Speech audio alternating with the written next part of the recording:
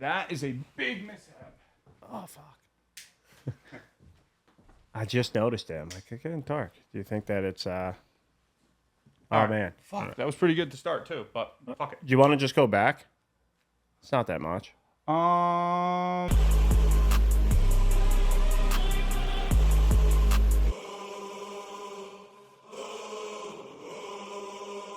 All right, welcome back to week 2 of the Double or Nothing podcast. Disclaimer here, Dylan and I just did a couple minutes, just the introduction, and realized the lights weren't on. And now we're back here. You could say this is truly our second time doing this podcast. So we got some growing pains to go through. Quick introduction. Like I said, we just went through all this before. Just want to say thank you to everyone who reached out to us and said, great job. It sounds great. It looks great. The quality looks awesome. We didn't expect that much, support and follows and everything like that. So, quick shout out to everyone who watches this and listens to two idiots talk about football. Yeah. It was way more than we thought it would be. Yeah, absolutely. I think we expected a core group of our friends to tune in, give us a couple, you guys are doing good. I think that's kind of what we expected and nothing more. And if anything else surpassed that, we would have been happy. And I think that we got a lot of good viewership. Yeah. For good or for bad. I mean, people hated it, people loved it, but a lot of people reached out. So either way, I think we're doing better than expected, which is a good start. It's all we could really ask for, honestly. And, we put this stuff out there, and Dylan gets bashed on TikTok, and he's up all hours of the night battling people in the comments and going crazy. Yeah. And it's funny and it's stressful at the same time because it's like, this is nothing that we've ever dealt with before. Like, how do you handle a hate comment? And you love it, dude. I live for it. I live for it, dude. I love it. It's part of my nature. Arguing is, I love it. So I mean, being up all hours of the night reading the comments, I'm sure a lot of people might say that would frustrate them. It made me, I was dying laughing. I felt like I was transferred back in time to 2006 playing Xbox. I mean, it was just unbelievable. That's like your realm. Yeah, to me, it was like a little more stressful because it's like all the comments are just, you know what, don't quit your day job. Yeah, take these losers' mics away. I mean, it was good though. I love it because I mean, if you hate it or you love it, if they're paying attention and they're watching, it's a good thing. So yeah, it is. I'm happy with it. I wouldn't take back the Jordan Love take. I wouldn't take back any of the controversial statements. The only thing I will say is my cousin reached out. A couple people reached out like, hey man, like dropping a lot of F-bombs, which I understand is annoying because you're trying to watch it with your family, or you're trying to, or our family's trying to watch it. And it's a little overbearing. So I just have to realize I'm not on the phone with you. I'm not on the phone with Justin. I'm on a podcast. Other people are watching. Family members are watching. Yeah. So I got to tone it down. So this week I will tone it down with the F-bombs. You got to take the constructive criticism when you get it. So, but we also don't want to hold Dylan back from his honest thoughts. So yeah, I wouldn't take the takes back. I would just like even myself listening back, I was like, woof, man, I got to chill out a little bit. I mean, can't be just cursing just for the sake of cursing. Like I get it when big moments arise and you want to drop an F-bomb here or there because you're passionate about the situation. Fine, it shows your passion for the Jordan Love contract. Yeah, I learned one thing last week: don't piss people off from the Midwest. Yeah, but one thing we'll touch on is I do think, as crazy as the comments got, I do think the overall takes of things were good, or in our opinions, they were good. Yeah. It's just when you clip things in these short form content, that's the nature of the internet now. And I think that leads to the chaos, which is good. You want the chaos, but it's also a little frustrating because you're like, oh, well, if you would have heard the whole thing, then maybe you wouldn't think that way. But that's how I had to go through in the comments, and we'll work through it. It's like, how do you not think that Jordan Love's better than Kirk? And in the comments, I replied, well, we did say he was better than Kirk. Yeah, and it's like the way we phrase it.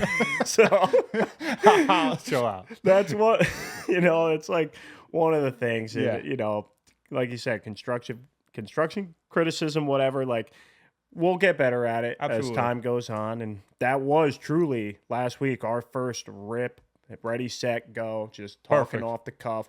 And I thought we did a really good job, and so did everyone who at least that's friends with us.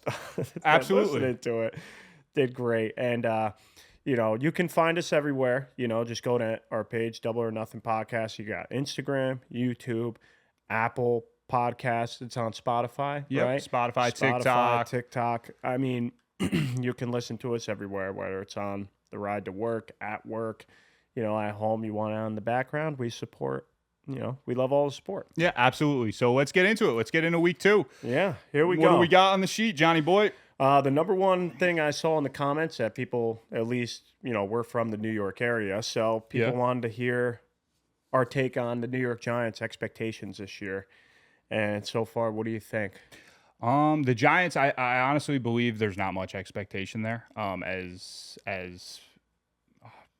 tough as that is to say, I really don't think there's much. I think that overall they're probably in a position to place last. Or battle Washington for that space. I personally don't think that's the case, but I think that's the general consensus is that they're probably going to be close to last in that division.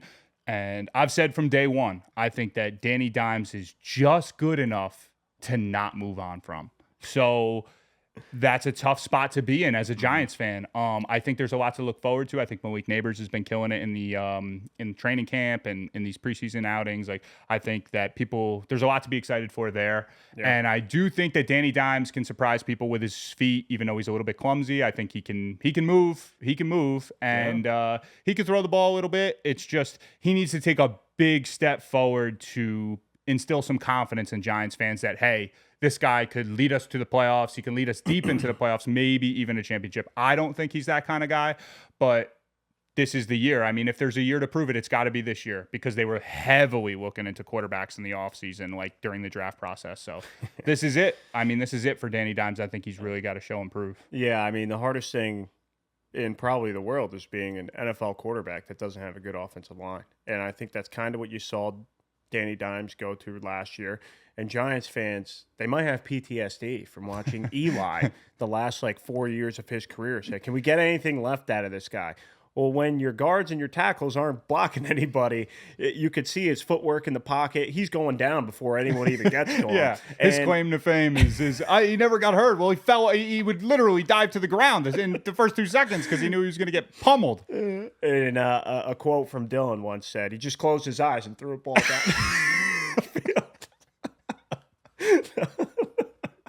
Yeah, no, I don't want to get into too much Giants hate because I know we'll have a lot of people in here freaking out. But I know, but you know what? And when Danny Dimes was healthy at the beginning of the year last year, and in Week 1 versus Dallas, you saw the happy feet a little bit, the throws that were erratic. That I don't think he's that bad of a passer. I don't. I think he could hit the deep passes, but you don't want your O-line to go so bad for so many years because they develop bad habits. They have Andrew Thomas now, though, who's turned out to be pretty good. If they can stay healthy, then I think that they'll be good. I disagree a little bit with the Giant fans' expectations. You got to remember, the last time the Giants fans saw a healthy Daniel Jones, they beat the Vikings in the first round on the road by just Vanilla Vic running all over them. Kirk Cousins failing in the playoffs again. And then they go on to the next round and face the Eagles in Philadelphia, who were, we know they went to the Super Bowl that year. And they got to see, you know what, maybe Danny Dimes was just too young at that point. Growing pains, get him some weapons. And maybe that is the case. And I think a lot of Giant fans feel that way. And same with the Jets, where our defense is good enough that if we just have a quarterback in here who can get some first downs, get some points, don't turn the ball over, he's got to get better at not fumbling the ball. Then I think we could actually make it to the playoffs in the NFC, where you said this last week. It's not wide open, but there's a lot of spots that you can take advantage of. Absolutely. And I do think they're in a tough spot because I think both quarterbacks, even their backup, I think is very similar to Danny Dimes in the sense that your backup's almost too good to get you a good draft position. And Danny Dimes is almost too good to get you a good draft position, but neither of them are good enough to make you feel confident that you're going to make a run. So you got these two guys, like Tommy DeVito comes in and causes all chaos throughout the media because he wins a few football games, and he played good. He played good, but that's what you want. You want your backup. You want your backup to come in and play good, but it's a tough spot because they're putting the Giants backs against the wall because now they're not really getting what they want in return. Because if you're a bad football team, it puts you in a better position to rebuild. But they're kind of just been in the middle for quite some time. So I think Danny Dimes needs to show improve this year, show out, prove to everybody, hey, you guys went out, you got Malik Neighbors, maybe Andrew Thomas continuously plays at a high level. And if they can protect him a little bit and he can go out and make the right throws, win some big games against some good teams, I think it can change the perspective of the New York Giants. Brian Daboll's a great head coach. I actually really like him. He's a fiery guy. Unbelievable. So, we'll see. Watching that HBO documentary or like the Hard Knocks thing they did you love 'em. So cool. It was awesome to see like the background of the GM's thought process and how kind of like, you know what, like we think these guys are geniuses. And you know what? They are smarter at football than us. But watching them watch the combine is how we watch the combine at our house. Brian Dable sitting there watching a guy run a 4.2 40, look over at the GM and say, think I can do this in under 6 seconds? That's something we would say at a combine. It's like, did you even watch the guy run, or are you just like, you know what? I think I could go out there. 100%. I mean, how many times do I make that comment? I'm watching Olympic athletes. Like, these are the best athletes in the world. Give me 6 weeks of training. I could be an extra on this handball team. You know? Dude, it really is something else. But I'm at the point where watching that and them doing the Hard Knocks thing was kind of like, it felt like it hurt them in a way because you got to see the insides of some of the GM's thoughts. And it's like the owner wants to keep Saquon Barkley. Yeah. And you could tell that he's walking in the GM's room and he looks like a sad kid that just, you took his toy away. He's like, you know what? Hands in his pockets, shoulders slumped. And he's like, I would love to keep him if we can. Yeah, because I mean, he drives a lot of other things outside of football. Like, you know, he drives ticket sales, he drives, jersey sales, he drives a lot of things for the New York Giants. And I do think letting Saquon go is going to hurt them. But, Saquon ended up in a better position. Yeah. He ended up, it sucks that he went interdivision, and which I also think was talked about on Hard Knocks. Yeah, it was, I think that kind of is more of a dagger. I think if he turns around and goes to the Bengals, are they really that worried about it? Probably not. But no, goes to the Eagles, and now you see him twice a year, and now you just it's a harder situation. So I get it. But overall, I think that the Giants moving forward this season, it all hinges on Danny Dimes. So. Oh, of course. Like, we know Dable's a good coach. I just, I would be frustrated as a fan sitting there watching the show and hearing your GM say out loud, like, I can't believe he's going to sacrifice being in the Ring of Honor over $1 million. And it's like, I can't believe you're going to sacrifice a top 5 running back over $1 million and a make or break season, not only for you. Well, Brian Dable's going to be there. We know that. Not only for you, but for Danny Dimes. If you want any team success, you got to keep him. And I know they brought in Singletary, I think it was. And Singletary's going to do a good job. He's going to do good. He's not Saquon Barkley. But he's not Saquon Barkley. But he's going to do a good job. I mean, it's the same point I referenced in episode 1. Like, a lot of these running back situations outside of having a marquee guy is kind of plug and play.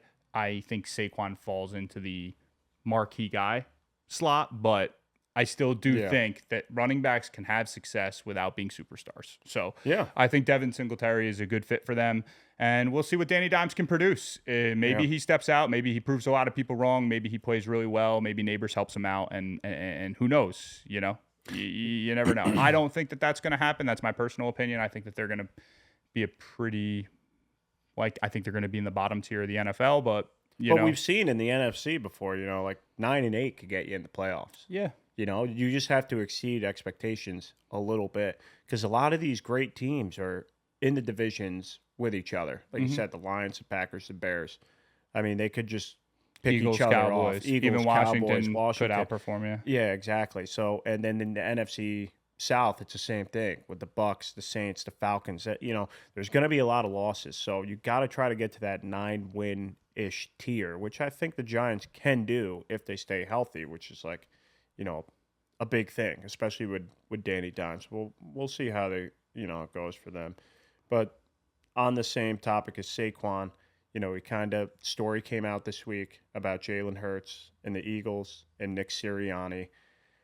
They had a lot of headbutts last year where Jalen Hurts has said he didn't respect, well, not direct quote, but it came out in the article. Jalen Hurts didn't respect Nick Sirianni's X's and O's. What do you think about the Eagles' expectations this year? What are they? The Eagles' expectations this year are high, man. I mean, they're real high. I mean, I think they're very similar to a San Francisco. I think that they are built the same way. And I think that they went out and they got Saquon as almost a mirroring of what San Francisco did with CMC. I think that they're a really, really great football team at every position, and they needed to fill that void. So they got Saquon thinking it can help them the same way CMC helped San Fran.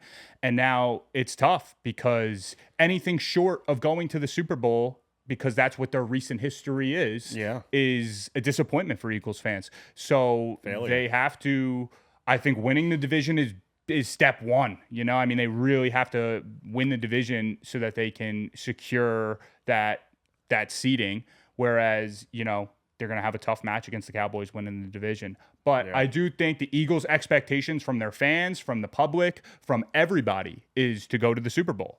I don't think that they're going to reach that point, but I mean, that's not necessarily a knock on the Eagles as much as it is just a very, very hard thing to do, you know? So I don't believe in Jalen Hurts like maybe most of the media believes in Jalen Hurts. I believe in Jalen. So I think that their team is very, very, very good at every position. I do think that Jalen Hurts is their weak point. Like you're talking about a team overall, like that is their weak point. I think if you plug in like even another guy in their division, if you plug in Dak Prescott, I think that they have a real good chance at winning the Super Bowl. I think that Jalen Hurts relies too much on running. I mean, more than 60% of his rushing touchdowns come from the tush push, which a huge part of it is the offensive line. Yeah, of course. And now that Kelsey's not there this year, what do they do? Yeah. I'm on the total I think Jalen Hurts is probably a top 6-7 quarterback. I actually really like Jalen Hurts, and it makes me mad because I hate Nick Sirianni with a burning passion. Them, after every tush push they do, the only reason it pisses me off is because they zoom in on his stupid face, and he's going crazy like he was out there on the field and drew up the best play of all time, like he's Andy Reid. You know what? Yeah. Part of the tush push, a lot of it had to deal with Jason Kelsey, right? But a lot of it is also that, you know, Jalen Hurts' legs are the size of tree trunks. It's huge. You get Saquon back there behind him. I don't know if he's going to take snaps this year and do the tush push, but listen, a lot of last year, they started off like 8, 9, 10-0, and then they went on like this terrible losing streak because they had to face the Bills, then the Chiefs, they lost then to the Jets. 49ers, you know, and it's like they had this 4 or 5 game schedule where it was a gauntlet that we've never seen in the NFL, where it's like, oh, well, you know what? We got to face, like I said, we got to face the Bills. Oh, wait, now we got to face 49ers. And we have to go play the Chiefs. And it's like, oh, man, no one else in the NFL had to deal with that kind of that's fair. back to back. You know, from what I thought I've seen in articles is Jalen Hurts got his knee hurt in like week 5 or 6 last year and just kind of toughed it out the rest of the year. He was putting up some good numbers. He always does, like you said, of rushing touchdowns. And maybe Saquon takes a little, the stress off of him a little bit. I'm not concerned with Jalen Hurts from a rushing perspective. I think that they control the clock, and the time of possession is always high on the Eagles side. Yeah. They run the ball very well. Saquon's going to help them out with that. Jalen Hurts can move. He can, he can extend plays. He can do these. It's just a lot of times, like you saw what he did against the Jets. I mean, I don't know how many interceptions he threw, but it was a lot. It was a lot. And I bet on the Eagles that game, but it was a lot. And Jalen Hurts has not proven himself throwing the football in big moments, like in games that they need to win. He's always kind of been. He's got to step it up. I don't think that he's a good enough passer of the football to be solidified as a top 6, 7 guy, but a lot of people think otherwise. So I guess this year will prove. Defense is just so much. I think they will be so much better than last year. Bradbury was getting up there in age. So is Slay. They drafted 2 cornerbacks this year. Carter, it's the second year. He did great last year. I think their defense takes a big step, and that's what was missing. All right, we'll stick in the same division, the NFC East. Jerry Jones made a comment earlier this week. He's not, eager to make this contract extension with CeeDee Lamb yet. CeeDee Lamb quote tweeted it on Twitter and said, LOL. What do you make of the Cowboys and the CeeDee Lamb debacle going on? I think Jerry Jones says things for shock value because he just likes being in the headlines. So I think a lot of the times you got to take what he says with a grain of salt, you know. I think CeeDee Lamb is very deserving of a contract, especially the way that these contracts have been being doled out in the NFL. So I think he's much deserving of being, I don't know, a top 3, 4, 5 guy paid in the NFL at the wide receiver position. Absolutely. So I know all these guys try to reset the market, so maybe he'll be the highest. But I don't think Jerry Jones was making that comment because he doesn't want to sign CeeDee Lamb. I think he's making that comment because he likes everything to be about Jerry. Oh, you know? Of course. So I think that in a perfect world, Jerry Jones wants CeeDee Lamb on the Cowboys. You know, It'd be Jerry stupid Jones, not to. Yeah, Jerry Jones wants Dak on the Cowboys. Jerry Jones wants his team to be good. But sometimes he just says things because he can't take the fact that he's been behind the curtain for too long. So sometimes he likes to say things and just put himself out in the media. I think it'll blow over. I don't think his players like him that much. But he used to be the guy, you go to the Cowboys, you're going to get paid. Kind of ordeal. Yeah. What do you think that, do you accredit all Dak's success to CeeDee Lamb or most of it? No, I don't. You I don't? don't. No, I think that Dak Prescott's just a good quarterback in the NFL.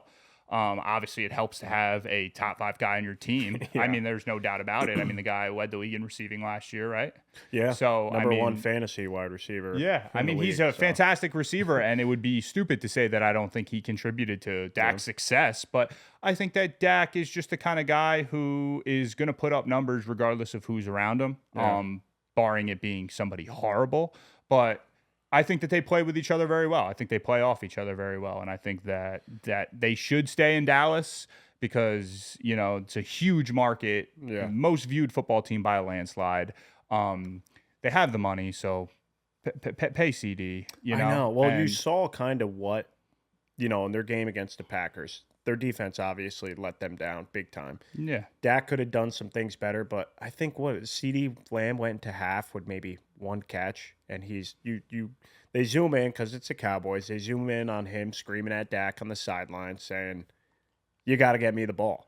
And maybe the offensive scheme maybe just wasn't that all game.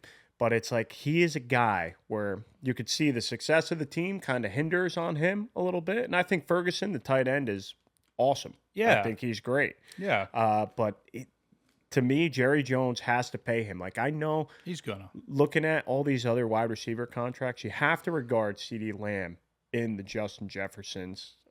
I mean, you look at Tyreek Hill, Jamar Chase, A.J. Brown. Like, he is, like he's up there. Of course. So if those guys are getting paid the $30 million, $32 million a year, you have to bite the bullet. Absolutely. You're not going to let him walk. You're not going to let him walk. No, you're not going to let him walk. I understand you want a guy to play out of contract, but you also don't want him to be pissy all year.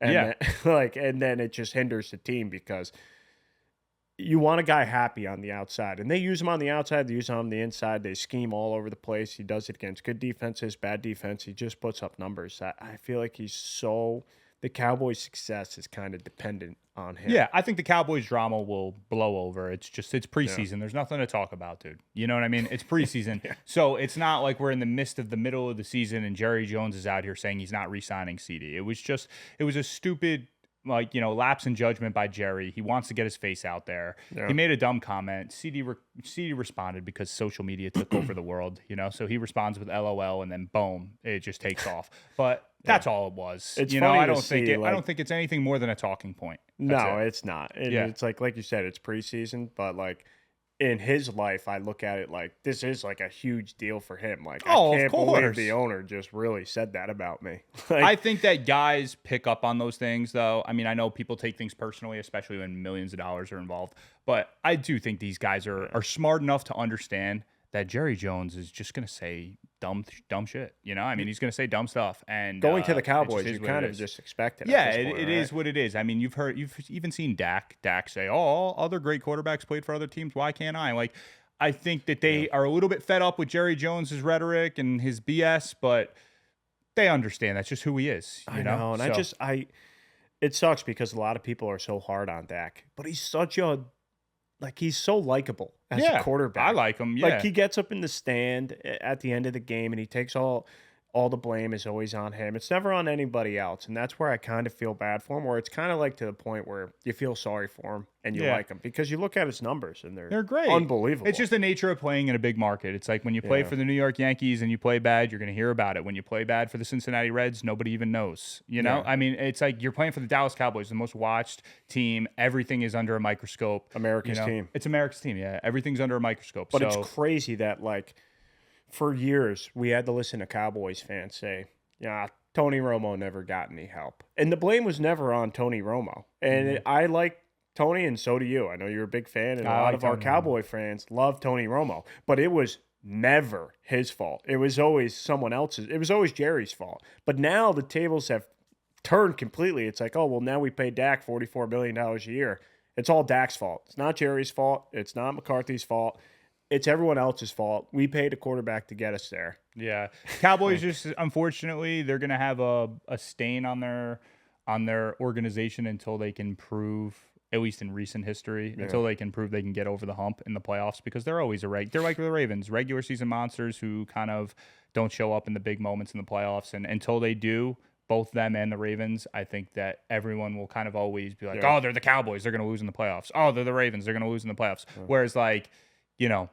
Are the Cowboys' expectations NFC championship, or is it Super Bowl? They're always Super Bowl, I think. Super Bowl? I think because on paper every year for as long as I can remember, they've always been a top, anywhere from top 3 to top 7 football team. So I think they're always in the conversation of going to the Super Bowl. So yeah, you'd be crazy to think that they have no chance. I think that they can easily win the division. I think that they can make a run. I do. I think their defense is good. Yeah. And I think Dak and CeeDee Lamb are 2 electric players in the NFL. So I think that their expectation is Super Bowl. Super Bowl? Will they get there? Is it a failure if they go to the NFC Championship, say, lose to the Niners or the Lions or something like that? I think their first thing they have to worry about is just going out, winning a playoff game, then winning a second playoff game. Like you said, getting to that NFC Championship realm, I think will calm the all the noise. It'll calm the noise of, oh, the Cowboys can't get it done in the playoffs. If they go out and they lose a tight game in the NFC Championship game, what are you going to do? You can't be mad at your franchise for that. What they have to do definitely is during the regular season, you got to go out and be competitive with the other top dogs. Where last year they got smoked by the 49ers. Yeah, that was bad. You can't lose twice to the Eagles this year. If you do, I mean, no one's going to take you serious. They're not going to. And you're going to hear it all. If they do, you're going to hear it. When you're playing your home rivals or your division rivals at home, you got to beat them. If you lose to the Eagles on the road, not a big deal. But you can't lose at home. That's kind of like, I feel like to them, NFC Championship is the bare minimum of what they have to do. Otherwise, they might hit reset on this whole thing. Yeah. You know? They might just say, we can't do it with Dak somehow. We can't do it with McCarthy. Like, we just have to hit the reset. Maybe we start over somehow. Yeah. I don't think it's like a build and retool kind of thing, but I guess we'll see how it goes on. I mean, the Cowboys, America's team, I don't know. I don't hate them. I don't love them. They're easy to watch because their offense is so fun.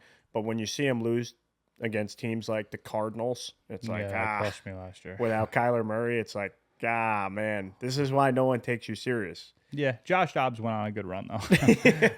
But I know it did crush me because they were 10-point favorites. I had him as the last leg of the teaser. Killed me. Crushed me. Yeah, me too. It was a miserable time. All right, moving on to the next thing. Aaron Rodgers came out this week and said that he just found out that he wasn't playing the entire preseason, and he didn't find out from Coach Robert Saleh. How big of a deal is it that Robert Saleh didn't tell Aaron Rodgers he wasn't playing?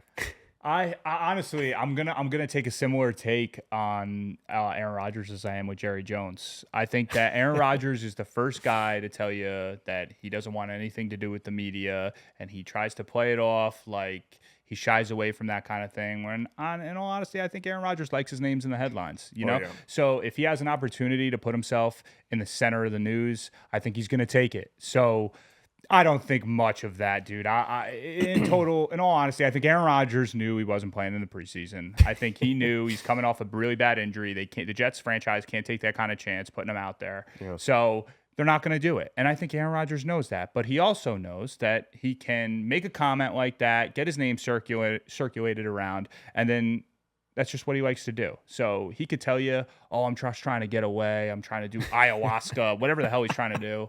He's always trying to insert himself into the media in some way, shape, or form. So I don't think anything of it. I definitely don't look negatively upon Robert Saleh because I think he didn't keep his quarterback informed. I think it's definitely more of an Aaron Rodgers-driven story than it is an actual story. It's almost like maybe he did tell Saleh, and Rodgers just is so arrogant that he's like, yeah, whatever kind of thing. It's just, to me, I think it is a little bit of a, I don't care that he didn't tell him or that Rodgers isn't playing in the preseason. Obviously, I want him to at least go out there and get a drive. Like, all these other teams are letting their guys go out there and get one drive under their belt. It's good to see game speed for a guy. What did he play? 3 snaps last year before he tore his Achilles. You like to see him not go. Listen, I understand.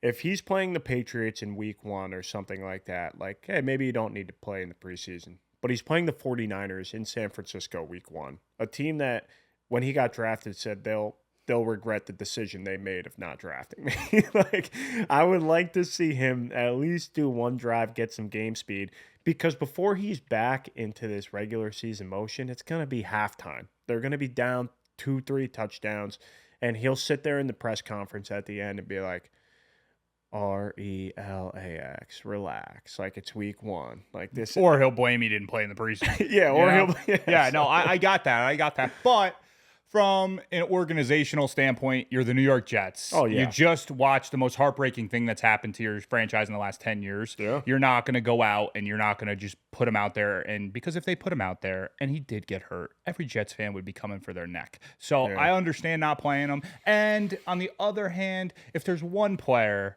in the NFL that's still playing today that doesn't need to be brought up to game speed, it's Aaron Rodgers. Yeah. Okay? So is it a tough week 1 matchup in prime time? Absolutely it is. But if there's anybody who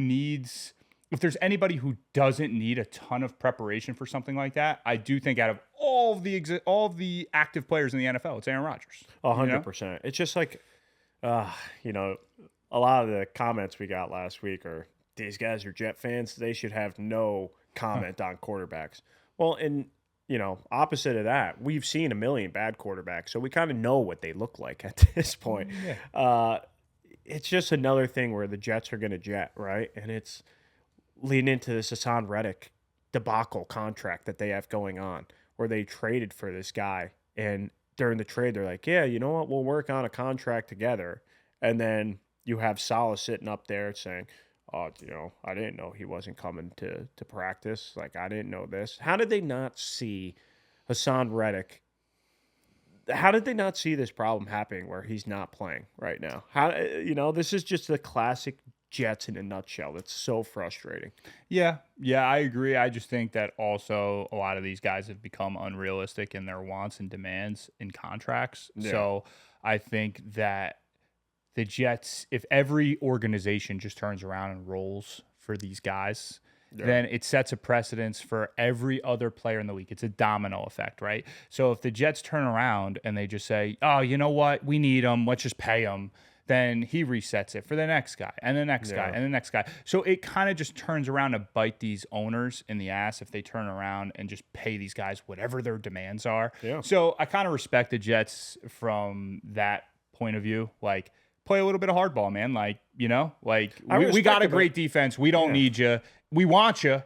Well, we don't need you. So if you're going to play hardball, then you won't play, and then you won't get the money you want. So I think Hassan Reddick will come to that realization. He'll drop down his number, and it'll work out. But I do understand it from just the regular fans who are out here watching. It can get frustrating over time because the Jets just seem to always make bad decisions. So it can look like, oh, the Jets are just being the Jets. But I do like the fact that they're playing a little bit of hardball with Hassan Reddick, because you can't just give these guys whatever they want, man. Well, it's so tough because it's like no one plays the last year of their contract anymore. No. And I think that's like kind of what we're just trying to get used to at this point is where these guys are just Opting out or demanding higher or money. demanding this and demanding that. And I think it was a lot of their agents talked with the GM of the Jets before the trade, and they were under a mutual understanding. Well, that just means that Hassan Reddick's agent just, BS'd him all the way through those talks, said, trade for me, and knew this was going to be the case the entire time. And if you're the Jets, how do you not see that coming? Yeah. And that's the frustrating part is, well, maybe the Eagles saw a little bit more of that side Yeah. because it kind of looked weird for them. Like, hey, we're going to trade Hassan Reddick to go and get Bryce Huff, who was awesome. who was awesome, but like very similar player, and then turn around and pay him a lot of money. Like they paid Bryce Huff a lot of money. So I think maybe the Eagles saw the unrealistic nature of Hassan Reddick's commands and were like, okay, whatever, we'll do a lateral movement. We'll get Bryce Huff and we'll pay Bryce Huff the money we wanted to pay Hassan Reddick. Well, they got him for cheaper. I mean, that's really it. 3-year, $51 million. Yeah. So, and the Jets to pay Hassan Reddick is going to be a hell of a lot more for a 30-year-old defensive end. Yeah. Who was on an awful defense last year. Was it a standpoint of is he getting older? Is he not caring as much? That's the kind of things that I think about. I wanted Bryce Huff back. I really did. Yeah, no, I think a lot of Jets fans did. I wanted him to use the franchise tag on him. Yeah. Keep him here. I don't mind the Hassan Reddick move as long as the contract doesn't turn into a bigger debacle. Like right now, it's fine. It's preseason, dude. Like I know. Like we could pump the brakes a little bit, but it's like it's preseason, but we got 3 weeks left. No, I agree. And he hasn't been to practice. Is he in game shape? I don't know. Probably Does not, anyone know? How long does it take to get back into game shape in the NFL? Where you're out there using every muscle in your body every second of a play that you're in. I think that if they get it done in the next 2 weeks, everything's all good. So, you know what I mean? Like, it's so hard as like a Jet fan where you see these guys and everything, nothing ever goes perfect. You never want to be the loudest team in the offseason, right? Aaron Rodgers sometimes just brings that along with him, and maybe the Packers, media outlets are a little nicer on him than the Jets are. But if he comes out, has terrible week 1, and Hassan Reddick can't stay on the field because he's tired, it's like, oh, here we go. The Jets are just gonna be the classic Jets this year. All right. So what's your take on preseason success or I guess not success? Like, what's your take? How important are preseason stats? Yeah. It varies by coach. Like John Harbaugh always has preseason success. He plays his guys a lot. Maybe not this year with Lamar. He's last 2 years been a little careful with him. Andy Reid goes out there and plays those guys, a drive or two, get them back in game shape. I think Sean McVay does not. It's like it's one of those things where I don't know. It gets the team ready. Should they play? But they're adding an extra game to the schedule, so all the rest matters. But if we're talking from like a player standpoint, it's always good to see like there's nothing better as a fan to go out there and watch your team.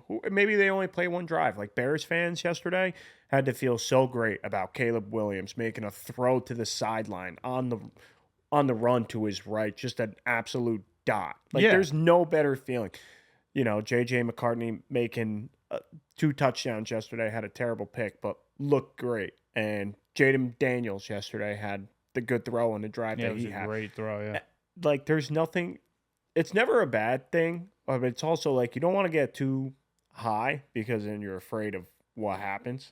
I think you said it perfectly, but like those moments that you just highlighted, I think that is what the important part of the preseason is. I think it's more of an eye test than it is a stat thing. Like, obviously you can go to the box score or whatever, and you can look at everything, and you could see that the 4th string quarterback went 8 for 10 with 112 yards and 2 touchdowns. But it doesn't matter. Like, that guy was playing against a bunch of nobodies. But it is nice when you go out there and you could just see the eye test of things. Like, sure, maybe Caleb Williams isn't playing against like an unbelievable defense, but you could see that he can escape. He could escape the pocket. He can move on the run. He could throw on the run, and he can make a good throw. Jaden Daniels on a 3rd down, he's not forcing a throw. He's making an unbelievable throw downfield. Yeah. Even other guys who maybe aren't compiling the stats, but they're choosing to not force a throw up the middle on third down. They're throwing it away, flipping the field. So it's like the eye test thing more than it is a stat thing. Whereas 100%. I think stats come into play regular season, whereas I think preseason, everyone gets a little too high or a little too low. I think you have to do what you just did and pick out small moments where you could where you can build off those moments. Like, hey, Caleb Williams, boom. Comes in, makes a couple of cool electric plays. Everyone's like, okay, we feel good about this. Like we feel good about this. Like, but I think people sometimes can get a little too overzealous with things. Like, it is what it is. It's good because football's back, and that's why everyone's so excited, right? But it's also at the same time, you got to realize a lot of the defensive guys aren't out there. No, most exactly. of the offensive guys, like Justin Jefferson, didn't play yesterday. Yeah. And it's like, well, that takes away from maybe what JJ did. Oh, true, but there's also not the first string defense out there. Yeah. So it's like, but if you went out there and saw these guys suck and Caleb Williams isn't adapting to the game speed of some of these NFL guys, then you're like, oh, man, did we just waste a first-round pick and trade away like a decent quarterback? Yeah, but I still think it could be an overreaction one way or another, whereas I feel like then you have other players like what we were talking about earlier on was Drake May and Joe Milton. Joe Milton, yeah. So, like, Drake May versus Joe Milton is more like I think Joe Milton is absolutely built for the preseason. This is where preseason comes into play with those two. Yeah, but he's bigger, stronger, faster than everybody he's on the field with. But he's also playing against these guys who he can lean on his athletic ability. Yeah. He can lean on his athletic ability and look fantastic and put up a good stat line. And then everyone's like through the moon about him, right? Yeah. But in reality, I think that when he's playing against first team guys, he's going to have to lean on good decision making, mechanics, stuff that maybe he doesn't really have that much of. So I think in that quarterback race specifically, Drake May versus Joe Milton, I think even if it's a close matchup, I think the Patriots are going to lean Drake May just under the fact that they took him third overall, dude. So Joe Milton can build on these things because if he has the athletic ability and he shows that he knows how to use it, awesome. And then behind the scenes, they can work on the decision making and the mechanics of things, and then they could build him. Well, but right now they're going to lean Drake May. Neither of them will start. Brissett's going to start week 1, and those guys will play second, third string. But it's like, it's a good safety net because I really thought other teams after Milton's combine where they saw the throws he was making, it was like Zach Wilson-esque that got Zach drafted. Yeah. He was making these throws, and Tennessee fans know, like, he can make a great throw here and then have a horrendous throw, a horrendous decision the next play, and that's what you're going to get. But it's good for the Patriots in a way that, like, if Drake May sucks, well, then, you know, the fan base can at least be a little happy because, like, you know what? Milton in preseason was unbelievable. Yeah. It was definitely a solid pick. I mean, they're not going to be mad at drafting the guy 195th, or whatever they took him at, Yeah. So I'm not saying Who do you think that is better? Like, who do you think would have a better career, equal starting points going, or not even equal starting points on the Patriots right now? Who would be a better player? It's a tough one. I think that Drake May is probably the better quarterback, but that's just because I think Drake May is. I think Joe Milton is propped up to look like this mammoth of a person who's 6'5", 250 pounds, athletic specimen. Like Cam Newton. But Drake May is like 6'4", 230, and has unbelievable arm strength. So is he going to run as fast as Joe Milton? Probably not. But he's definitely got the same attributes in a sense that Joe Milton has, and I think they drafted him third overall for a reason. And every other person who was breaking down film was talking about Drake May for a reason. He's got to work on things like footwork and decision-making, and he can make some really bad throws from time to time. But if you ask me right now, I had to put all my eggs in one of their baskets, I'm going to take Drake May. Oh, of course. Like you said, it's a third-round pick, and it's like he got drafted in, the 6th round? Yeah. So it's not like, oh, man, did one guy miss out on him. Maybe he wasn't taken 5th, but he was taken, like Lamar taken in the end of the 1st round. It's like, no. Every team passed up on him for 6.5 rounds. Yeah, so, exactly. That's it. But as far as like the Patriots are concerned, their running back situation is okay. their offensive line situation right now is not good, and their wide receiver, they just cut Juju Smith-Schuster. Not that he was great, but I don't know who they have left. That Drake May is. A lot of times with these rookies, they'll bail out on a good wide receiver making plays, but they don't even have that there. And it brings up like this point of Ayuk telling the Patriots, you know what, the Patriots had a trade in place for Brandon Ayuk this week of, you know what, you can come here and the 49ers were all on board with it. And Ayuk says, I'm okay. Well, nobody's going to want to go there, you know. And then they come out and say, you know what, we're happy with the wide receiver core that we have. And then come out 2 days later and cut Juju. I mean, it's like things aren't looking good there at this point. And I agree. I don't know who's going to have success there. But I guess from the running standpoint, you'd like to say, starting the season right now, maybe Milton is better because he can run. Yeah. But I think, like you said, long term, you can't. Decent team. It's like one guy was picked third, one guy was picked in the 6th round. Yeah. You're gonna go off the history of, who does better overall in their career. 6th round draft pick, third pick overall. Yeah. No, I agree. So what's your okay, so let's shift into something else. What is a sneaky team? So give me one sneaky team that you think could break their way into the playoffs that maybe people aren't talking about. Like a team that you think out of all the teams in the NFL, give me one team that maybe the masses aren't talking about that you think can make the playoffs. Oh man, this is tough. That didn't make the playoffs last year, that will make it this year. Yeah. Oh man. I mean, there's too many easy ones out there, right? Like the Bengals and Falcons, they got better, maybe they make it. Man. I would have to say, I mean, the Jets aren't even. I was going to say the Jets, but that's you can say the Jets. I mean, listen. I don't think that, that doesn't surprise me. It's like, let's go, random team. I like the Titans. To make the playoffs? Yeah, as a sneaky team, it's like a bold prediction. Yeah. I mean, I'm not sitting here saying, hey, the Titans are going to, battle their way and they're going to make it to the playoffs. I'm just saying, if you're asking me, an off-the-radar team, I think that they made a lot of good offseason moves, right? And maybe they didn't get any superstars, but they got good quality players. They got Tyler Boyd, Calvin Ridley, Tony Pollard. They signed a couple offensive linemen. I think they got a new center. They got Hopkins offensive guard. They did a lot of things in the offseason that make them a better team. And a lot of times when you make that many offseason moves in a really bad division, it makes your team immediately better. Especially when it's been quiet moves. 100%. Their offseason isn't loud, quiet moves.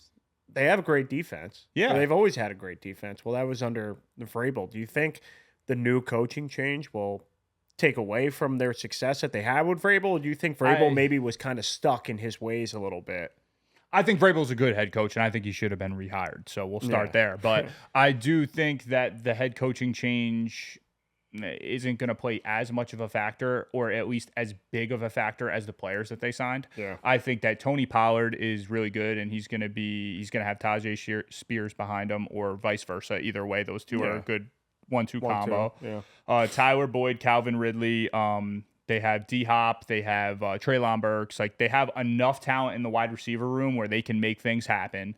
Will Levis is kind of just a bigger body, can throw the ball far kind of guy, so he's got to kind of dial it in a little bit as far as accuracy and decision making is concerned. But I think he can win football games, and I just think the division plays a huge factor. But you said it last week. Their division is their division plays a huge factor, and I think that the Titans could be a good team in that division if you plug and play them in maybe a more hardcore division, then maybe they would kind of fade into the abyss. But I think where they're at now, the offseason moves they made, I think that the Titans are a team that could sneak into the playoffs and surprise some people.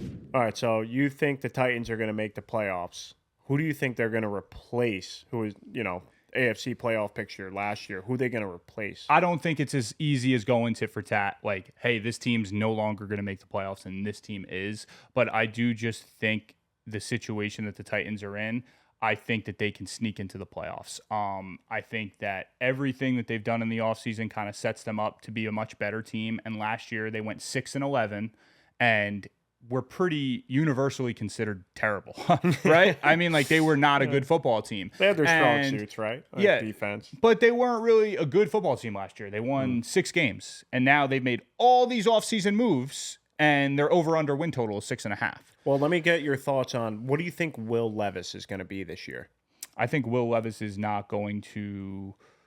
I don't think he's going to impress a ton of people, and I don't think he's going to regress at all. I think he's just going to like incrementally get better, like slowly get better.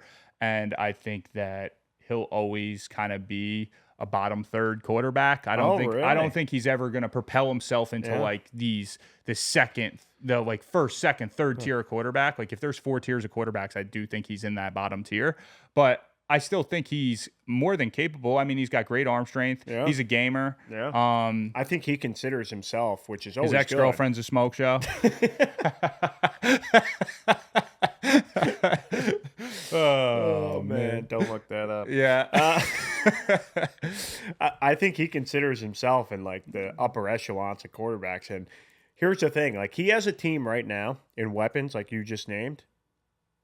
I don't think he'll ever get a better team than the team he has right now on offense. Yeah, he's got a lot of weapons. I mean, so do your projections. Like, what do you think he finishes? Touchdown, passes, interception ratio. That's tough, man. That's tough because he's a gunslinger. He's kind of like a really, really knockoff version of like a Brett Favre. Like he just wants to like roll out and gun it deep. He wears the tight shirts up the hair. He likes to show off his arms. I wouldn't be shocked if he fell around like the mid-20 number in touchdowns, like anywhere from like 22 to 25 touchdowns. I could see him throwing from like 35 to 3,800 yards, maybe 10 picks. What's a disappointment if he throws 3,000 yards, doesn't break 20 touchdowns? Oh yeah, double digit. No. Then you got to move. Then you got to pull the plug and move. Well, on. yeah. I mean, if he doesn't throw 20 touchdowns, it's a big. How many years were we saying that about Zach Wilson? Like he's got to throw 20 touchdowns, otherwise you got to move on. Yeah. I think Will last year. I thought he had some games that were just like so impressive, but then he had games that are just like, oh man, you know what? Maybe this guy does have a lot to work on, and to, like dial it back in. So it's tough. You know what? Tennessee's a good sleeper though, like you said, for the division. Mm-hmm. I like it. I like them. I mean, there's the NFL is pretty well rounded in a sense. Like it's definitely got. There's different categories like the elite teams and. Elite teams and pretty good teams, and then teams that aren't so good. But even the teams that aren't so good, like you saw last year, the Commanders beat the Eagles, the Jets beat the Eagles, the Jets beat the Bills with Zach Wilson. So it's like you got this team who wasn't really so good last year, kind of was pretty scrappy, fought out a few hard-fought wins. And now their win total is kind of set the same, even though they've made a ton of offseason moves. So I like them. I like them this year. For the better, too. I like them to outperform what the general public thinks. And if they were to sneak into the playoffs, I think it's possible. Yeah, like you said, they finished what last year? 6-11? Yeah, I think so. And their over-under wins are 6.5. It's like they made enough moves this year to bump up they're a better team. So your quarterback gets an extra year of experience. Yeah, Derrick Henry's gone, but you bring in Tony Pollard, who's good in a different sense. So it's like, they definitely brought in enough talent where their team's better this year than it was last year, in my opinion. Yeah, 100%. So, I mean, it is what it is. What's your take on the MVP award? Oh, God. Like, the MVP award being structured the way it is, like, what's your take on it? I think overall, we've talked about this before, is the MVP should really be just – I know it's kind of splitting up in a way where it's like – MVP and then Offensive Player of the Year award. MVP always goes to the quarterback. Offensive Year award goes to whatever wide receiver had a year or running back had a great year. And it's, kind of. Yeah, but you saying that just means that they should just change the structure of it, right? Yeah. Because if that's the general consensus is that the MVP is basically going to go to a quarterback and the Offensive Player of the Year is going to go to a position player, then just make that a thing. Make it a quarterback award and then make it a position player award. 100%. Because otherwise, it kind of takes away from the Offensive Player of the Year. Because now these guys, they win Offensive Player of the Year and everyone's like, oh, well, it's not an MVP. Well, it's like, well, he had no chance to win MVP. Because Tyreek Hill. We see it every year. What did Tyreek do last year? A lot. I mean, but this is my point. You guys, these position players, they have to break all-time records to be just considered. to be in the conversation, you know? So I do think that it takes away from the offensive player of the year award. Like, just make the MVP, like, I don't know if you have to switch the names, if you have to switch the structure, but like, make there be the best quarterback of the year award and best position player of the year award. Just make it that, because it's harder, too hard. Right? In your opinion, what's harder, to throw 35 touchdowns as a quarterback, or 30 to 35, or rush for 1,500 yards, get 20 touchdowns as a running back? You know, like, what's harder, in your opinion, in today's game? Yeah. These quarterbacks are putting up insane numbers. I just think it's too much to overcome, because you got like a guy going into the season like somebody like an Amon-Ra St. Brown, right? Yeah. Like, if he goes out this year and gets 1,700 receiving yards and does something preposterous and scores an absurd amount of touchdowns, he's still just going to be in the conversation. You know, maybe like, he wouldn't even crack the top 10 for MVP. And this is my point. This is why I think it needs to be restructured, because it almost takes away from the idea of winning Offensive Player of the Year. It's almost looked at as, oh, what's that? Like, you know, nobody talks about, oh, this player won Offensive Player of the Year. Like, even defensively, if somebody goes out there and breaks the all-time sack record and has an unbelievable amount of regular season tackles and does all these defensive feats, he's still not even going to be really in the conversation. It's just, oh, he'll win Defensive Player of the Year. And there's voter exhaustion, right? It's like, you know, last year, where like maybe TJ Watt should have won it. He had better stats. Or it's like, oh, well, you know what? Yeah. They voted for him in the past, so you know what? They're not going to do it again. And then like, that's the one thing, we see this in the NBA all the time. If the best player is performing at the highest level for so long, they get tired of him after one or two votes. So something needs to change with it. I don't, like you said, do they change the name, most valuable quarterback? Or do they just go, I don't want to reinvent the wheel here, but I don't know what they do. I have no idea what they do. They need to make the MVP award just put a stipulation that it's going to be a quarterback and put so that when somebody wins Offensive Player of the Year, but isn't that what they're doing right now? I know, but without saying it, they are doing that right now without saying it. But my point is that in my opinion takes away from like somebody having an incredible season. In your opinion, because then it just all of a sudden the whole talk is, oh, did Tyreek get snubbed? Who do you think was the MVP last year? Who was the most valuable player, best player to their team, which that team also had high success during the regular season? I have someone in my head. I want to see if you have it in yours. I mean, it's McCaffrey.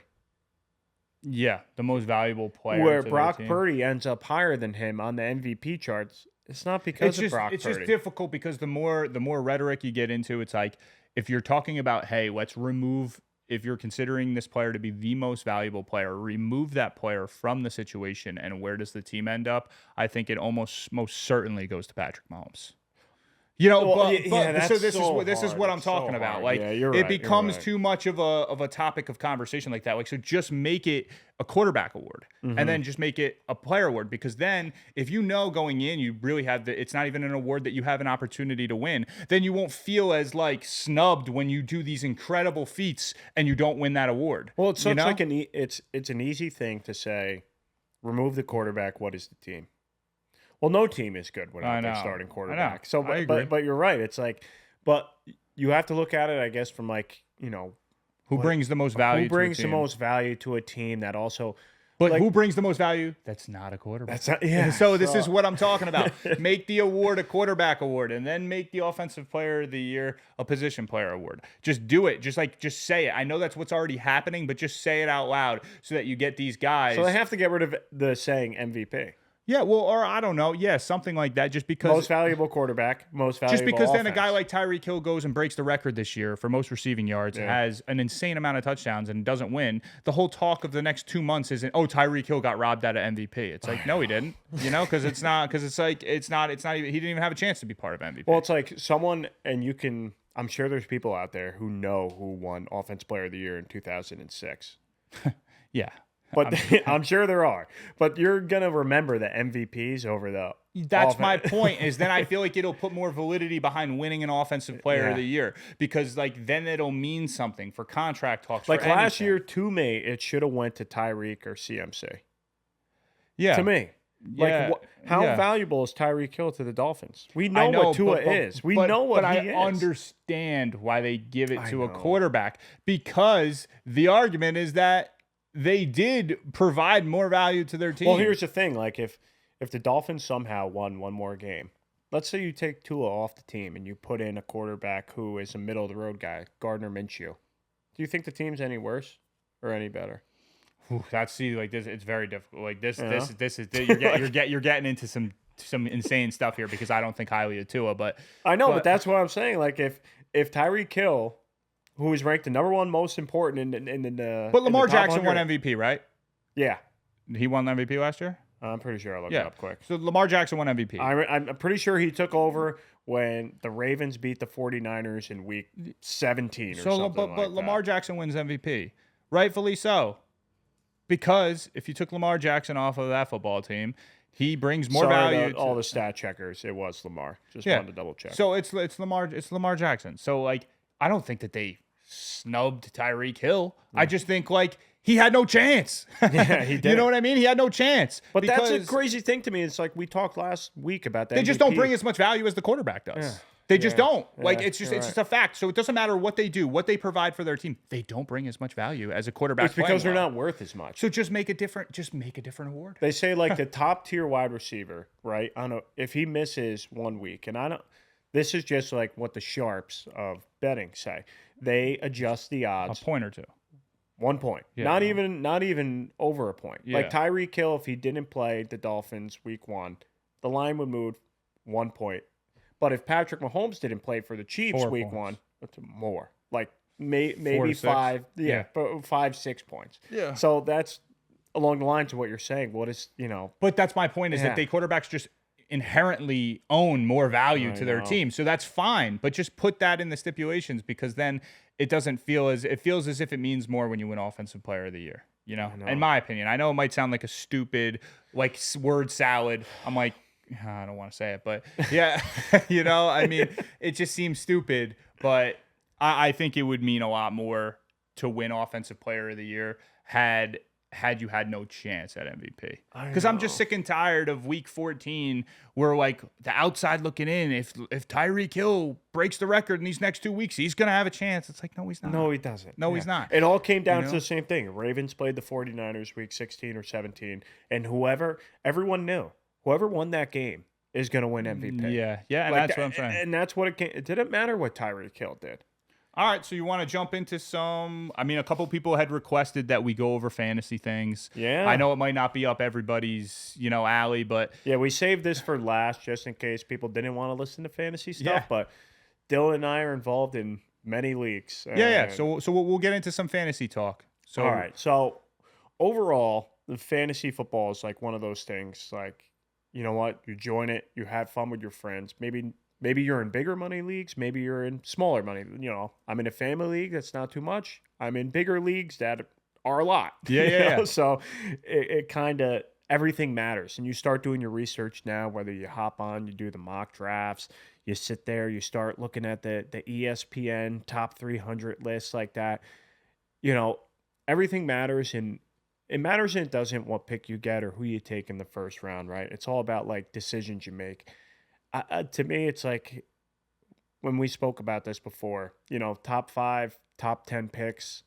You don't want to make a mistake in the first round, but there's not too many mistakes to be had because there's so many good players. So it's so heavily weighed on how you do in those middle to late rounds. The fantasy football conversation begins at like 10 through 15 player. Yeah. Like that's where it begins, because the other guys are almost like your hand is kind of forced to pick between 1 or 2 players, and either way you're not going to lose. Let's be honest. Everyone, they play on ESPN or they do Sleeper, Yahoo. They tell you who's the next best available. And hey, maybe you're getting crazy and you're going 2 players down off the wide receiver list. Leagues are always won and lost on waiver wires and who you pick. The 9th, 10th, 11th, 12th round. Yeah, but not even that. Even the conversation from like the 10th player to the 15th player, right? Like these players you can go really wrong on, or you can hit the nail on the head and they could outperform. Yeah. But the top 5 guys, even if you make a bad decision, it's not because it wasn't the right pick. No, right? So like you got your guys Justin Jefferson, Tyreek Hill, CD Lamb, Christian McCaffrey. I guess this year it's Breece Hall, Bijan Robinson, based on what we looked. Yeah. So those 6, 7 guys, they're gonna be there, right? Like those are the guys, right? But and it's all like, listen, everything matters. Is it no point per catch? Is it 1 point? Is it half point? All that stuff matters. Like, but it all depends on how you want to shape your team. Like if you're gonna go out on a reach and take Breece Hall in the top 3, well then you don't. Yeah, it could be a solid pick, but some people might say it's a reach. But you can shape your team like, hey, now I have him, I have a running back secured, and now I can go wide receiver maybe the next 3 rounds, and don't have to worry that I'm getting a lower tier second back. Yeah. You know, and that's kind of how I approach it. It's like, obviously everything is draft position and who's available, and that can change like that. One person in your league maybe doesn't know as much, but you know what? And this happens all the time. Their favorite player is Justin Jefferson. They like the way he dances after he scores a touchdown, and they take him over Christian McCaffrey. And it's like, oh wow, I was expecting him to go first. Yeah. Well, let's just phrase it like this. Who is a sleeper pick for you in that 10, 11, 12, 13 range? Like who's a pick or round? No, a pick. Like a pick. Like the pick. 10? Like if you're sitting there and you're drafting in a 10, 12 man, or no, let's just call it a 12, 14 man league, and you get the tail end of the first round, who's somebody you think you're going to pick up and you're going to be like, wow, like I'm happy I ended up at the tail end of this round because I got this player and I think this player is going to propel my team to do really well. So like end of the first round. This is always how I've done. If I'd rather the last pick of the first rounds, where you can snake it. Yeah. So you had, let's say you're in a 10-man league, you end up with 10, and then you get back-to-back picks, right? Yeah. It's either I look at, all right, is there a top-tier running back available? Did someone forget to draft Barkley? You know, did someone forget to draft Breece Hall? Did someone forget to draft Bijan? Can I grab one of them? And then there is, depending on the league size, there's so much depth at wide receiver that you know what? In the second round, maybe I'll grab a Travis Kelce or maybe. I like at the tail end of the first round. I think if guys like Jonathan Taylor are sitting there, I think he's going to have a huge year, and he doesn't look like he's going as high as maybe he could perform. He's not really going in that 5, 6, 7 range. He's falling more like 11, 12, 13 range. So I would love to get a guy like that late in the first, depending on how many people are in my league. I like a Saquon because he's also falling in that same category. So those 2 guys to me are 2 guys that I would like to pick up on the tail end of a first round draft. And then when you get into the weeds, maybe when you turn around and you have a second round pick, like I think a lot of guys that people are not talking about as much are like maybe Debo, because Brandon Ayuk's situation is so up in the air that if he doesn't play in San Francisco, dude, Debo's going to do everything. He's going to run the ball. He's going to catch the ball. He's going to do so much, and he's going to have such a big part of the target share. If you went into this year and said, you know what, Ayuk isn't going to be on the 49ers, what do you think that does to Debo's draft position? Oh, dude, it's going to go up. It's going to go up. That's why I'm saying, like right now, if I'm drafting, I'm under the assumption, like right now, I'm going to draft as if Brandon Ayuk's not a 49er. Yeah. So I'm going to try to steal a Debo Samuel maybe in the very, very tail end of the first round. Or maybe like if I have a snake position, maybe if I'm drafting 8th or 9th, I'll pick somebody else and then hope to God he comes back to me in that snake position. Well, for like the 4th year in a row, you got to look at Kyle Pitts. Maybe Hawkinson. Like on that second, maybe 3rd round, I know snake, but if you have an early one, like you have to look at those tight ends that you got to sure up that are like to the point of, and there's only about 2 or 3 of them, right? Like that put up the numbers of maybe wide receivers because of the touchdowns. And that's Kelce, that's Hawk. That could be Kyle Pitts this year for the 100th year in a row, but now he does have Kirk Cousins now. Yeah. So that could be something. We've talked about this before. The threshold of tight ends, where if you don't get the top 2 or 3, just wait. Yeah, and I also think that somebody who is kind of getting slept on a little bit as far as fantasy talk is concerned, just because he's a rookie, is Marvin Harrison Jr. Oh, yeah. Like Marvin Harrison Jr. is not really being drafted as a top 5, top 7 guy. He's getting drafted in like the 12th position, 10th position, like stuff like that. And to be totally honest, I mean, Kyler Murray is going to have a bounce back year, regardless of what your thoughts are on him. I think that Kyler Murray is a good quarterback, and he has shown glimpses of being a great NFL quarterback. Like, he hasn't done it consistently, but there have been times where he's been at the top of the MVP talk. Teams 11-0. Like, he can get to that level. Year before he got hurt, he was in an MVP 100% discussion. And there's nobody else that's like that's a significant factor in Arizona. Marvin Harrison Jr. is going to get an insane target share. He's going to supersede like all the other rookies, I think, as far as production. Yeah. So I think that he's a really, really good pickup too, as far as a wide receiver. If all these guys that you're seeing, you're getting disappointed because all those marquee top tier guys are getting taken off the board, and the Amon-Ra's, the AJ Browns, these guys are all getting ripped off the board after obviously the top 5 we already spoke about. I think Marvin Harrison Jr. is a great pickup in a late. I think you hit it on the head of like you don't have to look too far, but it does take a little bit of research.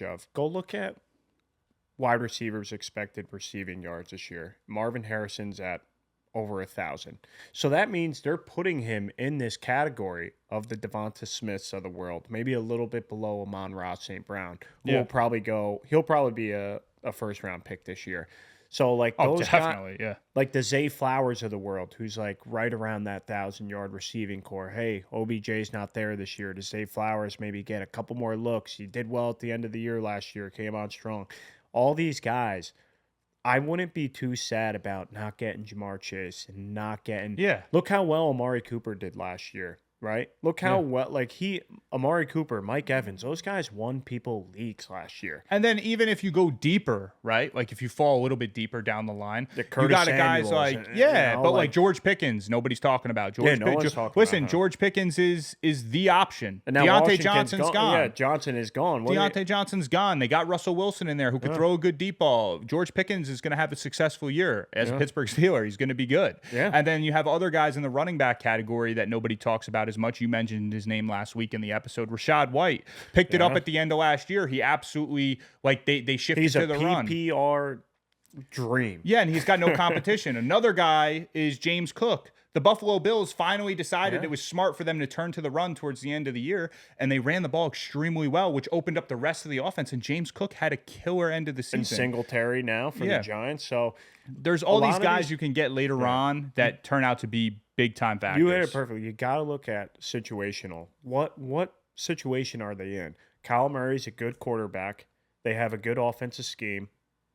Marvin Harrison is, it seems so obvious. But when you're drafting players, sometimes you're under the clock. This guy got taken, this guy, take a breath. There's a lot of wide receivers out there in this league that if you miss out on one, there's another good one behind them. And I also think that a category of people you should stay away from, I know it's a little bit of a controversial take, but like all the receivers from Chicago, all the receivers from Houston, these guys are talented guys, so don't get it twisted. They're very talented guys, but it's such a hard decision to make in fantasy. Like DJ Moore, Keenan Allen, like Stephon Diggs, Nico Collins, Tank Dell. Like these guys are they're going to spread the ball around and so now Joe much Mixon is that there too. You're like guns to your head. Like, did I make the right decision? You're playing like Russian roulette with these guys. Like I don't like the idea of drafting like these superstar casts. Like I don't like taking guys from those casts. So it makes me stay upset. away from those like guys. If I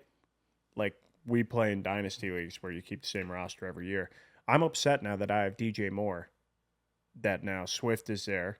They drafted Rome Odunze. Keenan Allen's an absolute reception Cole machine. Kmet is still there. Yeah, so it's like there's tough. too many targets. But he could still have a good year. But it's just like I'm not gonna jump early and take a DJ Moore just because of all the competition surrounding him. But that in the same thing, like don't jump at Hopkins. Maybe don't jump at Calvin Ridley. Like these guys aren't going to get the 110 targets every year. Like I agree. They're accustomed to.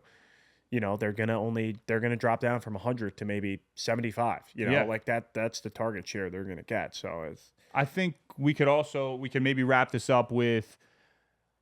I put in some prop bets. This year. I mean, we talked about them last week a little bit, but I officially, before the Jets-Commanders game, preseason game yesterday, I took Jaden Daniels over 3,025.5 pass yards. I took him over 16.5 touchdowns. I took him over 525.5 rushing yards. and I took Xavier Worthy, rookie for the Kansas City Chiefs, over 750.5 receiving yards. What's your strongest play out of those? I think the Jaden Daniels is going to hit on all fronts, but I would have to say the Jaden Daniels touchdown number seems the lowest to me. So I'll let you talk, but you kind of convinced me with another one, so I'll let you know. I'm gonna put that one in today, but I'll let you take the floor for that one. Yeah, the ones that I had taken, I followed Dylan on the Jaden Daniels one, and watching the preseason game versus the Jets yesterday, it at least showed me, and I watched him in college, it at least showed me that he definitely has. He could swing the rock. He hits the guy downfield. He could surprise people with his feet. He runs it in for a touchdown. Like, he's going to be good. Yeah, like 100%. And you know what? Sam Howell who was the Commanders quarterback last year, threw for 3,900 yards. Yeah. I mean, if that doesn't make you a little more confident saying, who knew who he was going into last year? Yeah, to put it in perspective, I think Jaden Daniels is going to mimic RG3's rookie year in Washington. Yeah. RG3 threw for right around 3,200 yards, 20 touchdowns, 5 interceptions, and ran for like 800 plus yards. I think that Jaden Daniels is going to be the next coming of a healthy RG3. So if he does that, then he will hit all categories. So I based my prop betting off of watching him play in college and thinking he is going to be a very similar player to a healthy RG3. Yeah, and all these lines that we talk about, I mean, shop around. Always, that's like the biggest thing. Make sure you're getting the best numbers. I besides Jane Daniels going, what was it, 3,025 on DraftKings or FanDuel, one of those two.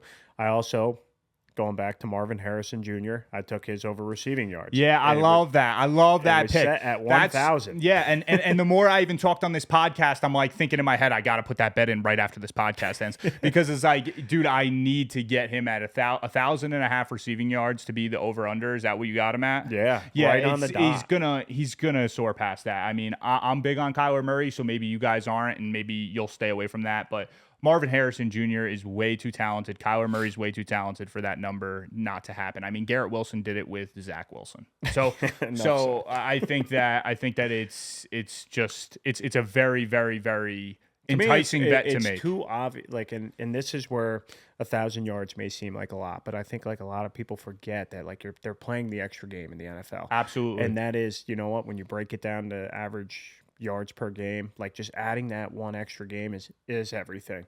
And he really is, outside of McBride, he's the really only threat there. Like, yeah, James Conner. I think they signed Zay Jones, which isn't huge, but I mean it's at least a help. It's at least it's a help. It kind of pulls some pressure. I have off a lot Marvin of Harrison. faith in their offensive scheme, to where I really do think like after this year, next year, he could be almost like CD Lamb level of stat, I agree. Stat-wise. I agree. And I think we're not going out on a limb like guessing this stuff.